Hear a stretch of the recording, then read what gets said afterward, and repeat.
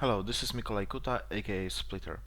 This is my prototype Dragon game that I mentioned in the other video. And yes, this is the one that I'm discontinuing. So basically I created this to test out two things. Can I make a controllable dragon that can fly naturally?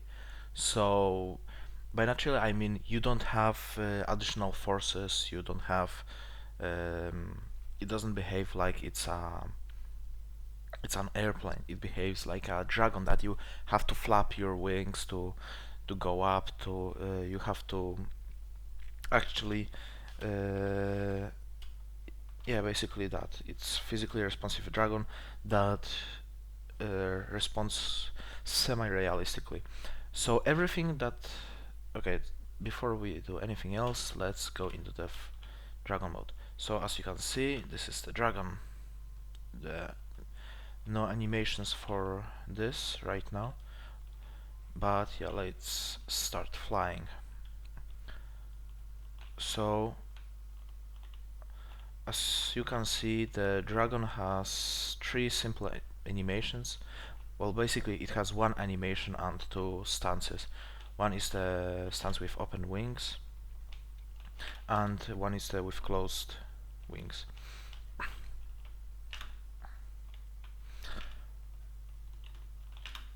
And this I also use to test out my animation system. Basically, it's a simple system for blending between several animations, but it works pretty good. So everything here is simulated. I'm not adding any additional forces. I'm not making the rotation. Okay, the rotation is done simply by rotating the dragon, but the rest of the flight is actually by flapping the wings.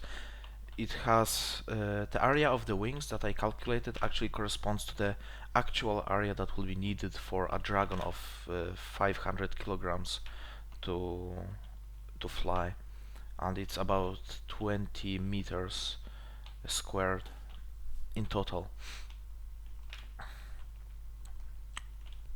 But yeah, the problem with this prototype is that although I managed to make it fly and behave like I want, and I even made the camera behave uh, pretty well. For example, you can see that the camera kind of responds to the gravity. If we lean to the right, the camera will pan to the right, the left. Same goes for up and down. And we crashed on the ground. I just made it a little faster. But yeah, the problem with this was that even though the flying was successful, I didn't have any problem. I didn't have any ideas for the actual game. I had some ideas, some scenes, what it would be about, but I didn't know how what gameplay would go well with this. And the ideas I had were, well, far too time consuming to implement. It kind of ties in with what Chris Hacker said with in his advanced prototyping lecture that I'm gonna link below in the that you for a prototype to work you need a falsifiable claim, a falsifiable idea. So the prototype is not to generate ideas but to test ideas and then generate some up generate it will not generate ideas but it will uh, create situations where you could get ideas.